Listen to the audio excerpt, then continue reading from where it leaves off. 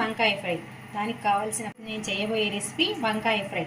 కావలసిన పదార్థాలు కొబ్బరి, చెక్క, లవంగ, కారం, ఉప్పు, పసుపు, ఇందులో సన్నగా కట్ చేసిన ఉల్లిపాయలు. వంకాయల్లోకి ఈ పొడి ఇలా పెట్టుకోవాలి.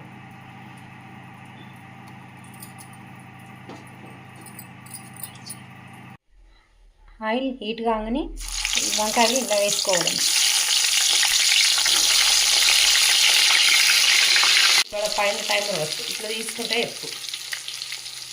వీటి మూత తీసి మధ్య మధ్యలో ఇలా కలుపుతుండాలి, లేకుంటే ఇది మాడిపోయే ఛాన్సెస్ ఉంటాయి.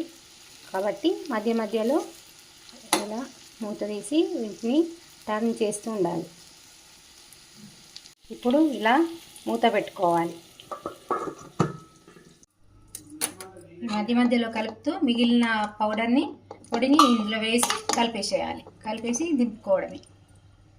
అయితే లైక్ చేసి సబ్స్క్రైబ్ చేయండి.